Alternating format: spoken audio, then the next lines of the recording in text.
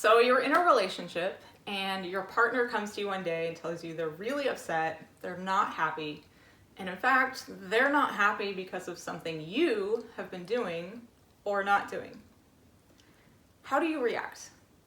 If you're like most people, except me of course, you might react with a shield going up, or anger, or defensiveness, or maybe some fear. Are they going to break up with you? What's going to happen? Basically, you go into reactivity. And if you're like most couples, then what happens next isn't so pretty when you're in that reactive state. Now, this isn't all that different from the relationship you have with your body and how you might react when pain shows up.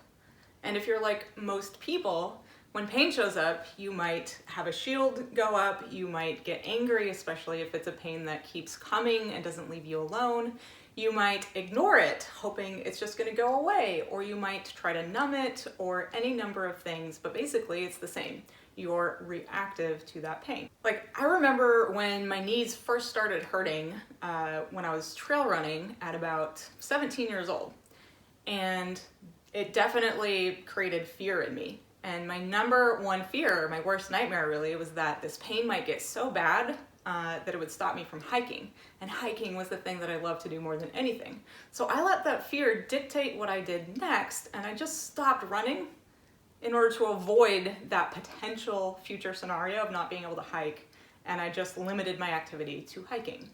But eventually that knee pain caught up to me and I couldn't hike either. So I couldn't run for 8 years and I couldn't hike for 6. In a healthy partnership, whether that's your romantic relationships or your relationship to your body, we have open feedback channels where we welcome messages like that, where challenges are welcome, conflict is welcome, or pain is welcome, because ultimately it's carrying a message that is important for you to get. Now, I have since learned that in a healthy partnership, both in my relationship with Stefan, for example, as well as my relationship to my body, there's another quality that we can embody other than reactivity that not only gets us to the root cause of what's going on, but actually brings us closer as a result of being willing to have the hard conversation or let the pain inform what's happening. And the same is true with your body. So what is that other quality? Well, it's curiosity. And here's the thing. Just like in our relationships where challenges are going to happen, I mean, they're pretty much inevitable, right? Pain is going to happen if you're a human being. Pain can happen through being sedentary, and pain can happen through being active. None of us are immune to it. And honestly, I don't really trust couples that tell me they never have conflict. And I don't really trust people that say they never have pain, especially if they're, beyond a certain age, because it really will catch up to all of us at some point. So pain is part of life, and it's not actually the pain itself or the challenges or the conflict we have that determines the quality of our lives. It's how we react when those challenges show up. If you're somebody who typically reacts to pain in your body with any of those emotions I named, like anger or defensiveness or fear or sadness or frustration, maybe hating your body because it's giving you this pain, then I'm going to challenge you to do something totally different and embody curiosity instead of all of those other reactivity patterns. Like I said, pain is a very important messenger from your body, and if you open that feedback channel and actually allow the message to come through, I promise not only are you going to have less pain and fewer injuries throughout the span of your life,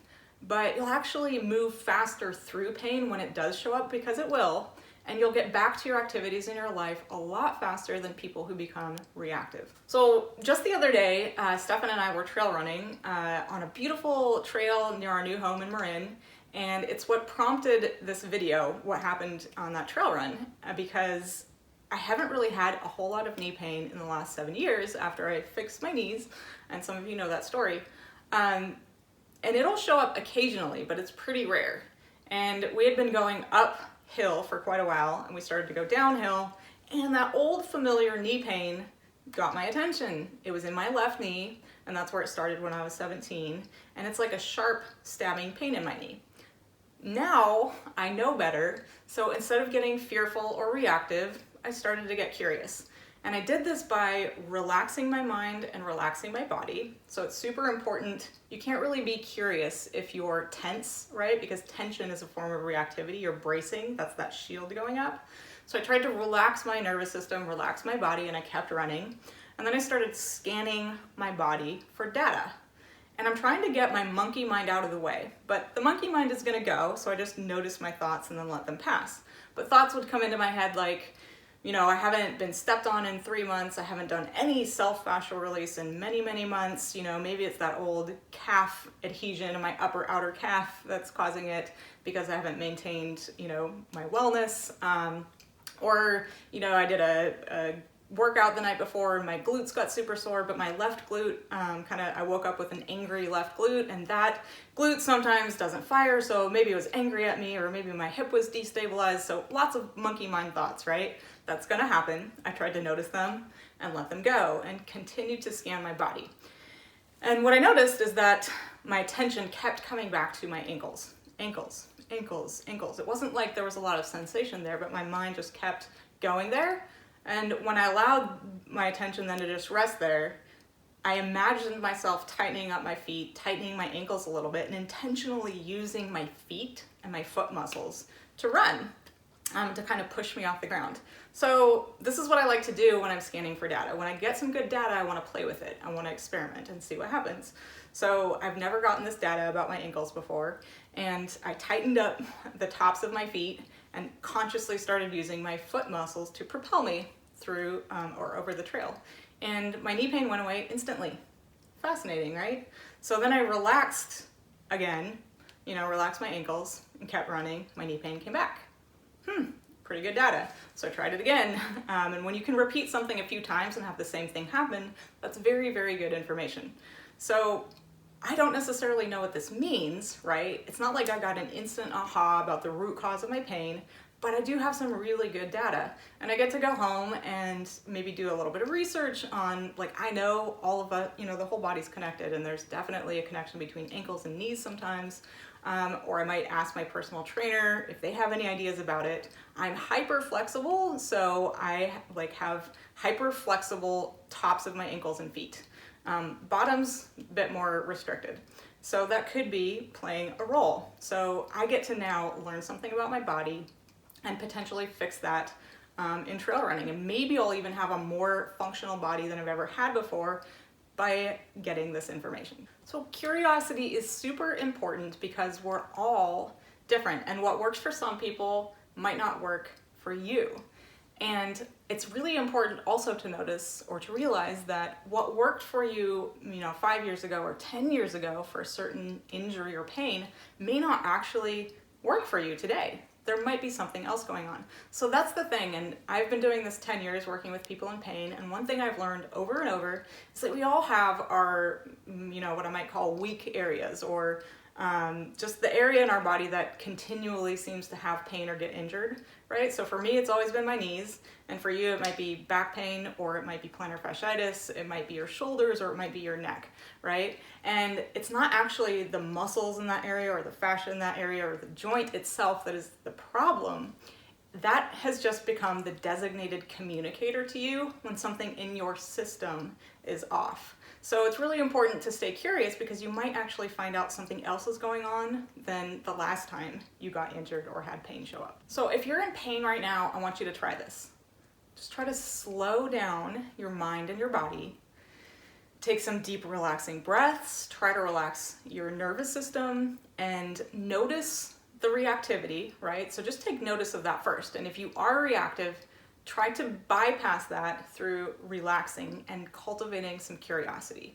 And then I want you to scan your body, and you're only looking for data. So like me, if your monkey mind starts going, I want you to notice the thoughts, but let them flow like you're watching a river run by.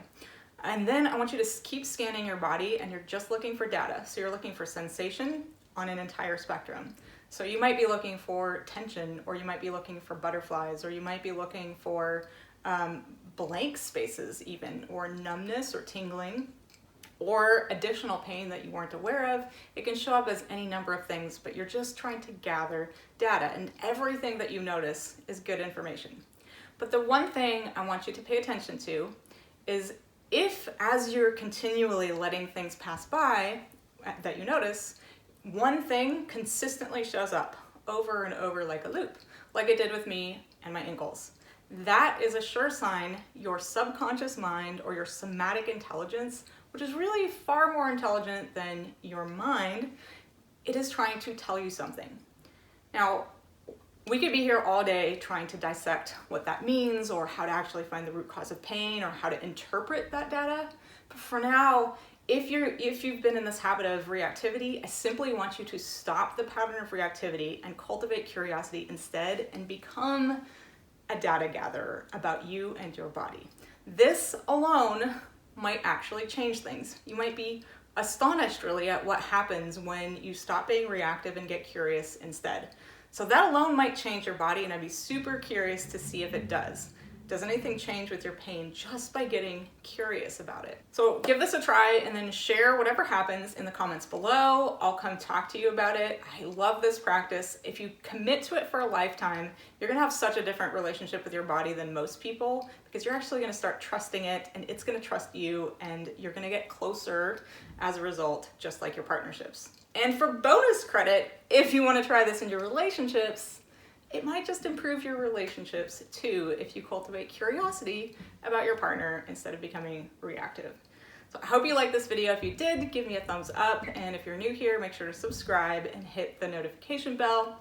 And we have some free resources for you if you want to join my email community. We're going to put the link to that below in the description. And as always, I hope you're learning to trust your body so you can adventure through life with confidence. I'll see you next time.